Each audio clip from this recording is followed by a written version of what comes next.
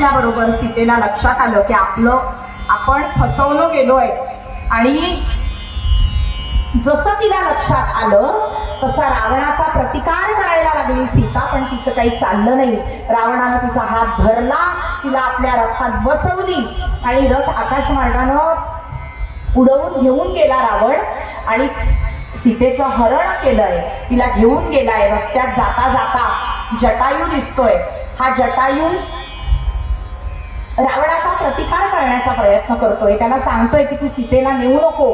त्याच्याशी 4-4 हात करतोय, युद्ध करतोय. भाग नाही ना, ते भाग्य जटायूच्या पदरात पडलं की त्याच्या अंत्यसमयी राम त्याच्याजवळ आहेत आणि रामांनी जटायूचं डोकं आपल्या मांडीवर घेतलंय आणि काका म्हणून जटायूला मान दिलाय. कारण कधीतरी काळी राजा दशरथानं या जटायूचे प्राण वाचवले. त्यामुळे हे माझे काका आहेत म्हणून त्या जटायूला आपल्या मांडीवर शेवटचा श्वास.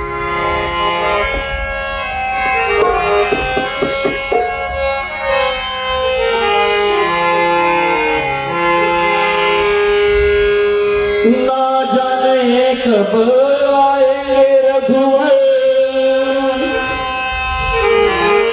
ना जाने कब आएंगे रघुवर, दासों की नाद हमारा मार रखते हो गई मैं बावरिया, रामा रामा रखते हो गई मैं बावरिया, रामा रामा रखते हो गई मैं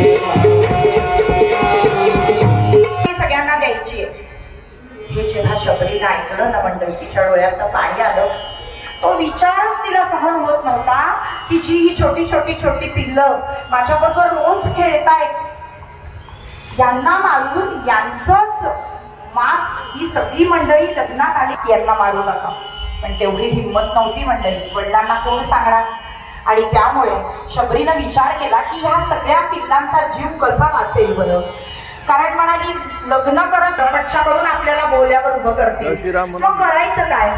या शबरीनं काय केलं तुम्हाला सांगते की लग्नाच्या 8 आणि त्यांचा जीवही वाचेल आणि म्हणून घरातून बाहेर पडली रात्रीच्या वेळेला आणि धावत धावत धावत धावत निघाली. तिला हे ठाऊक होतं की उद्या सकाळ झाल्याबरोबर आपले वडील आपल्याला शोधायला निघतील.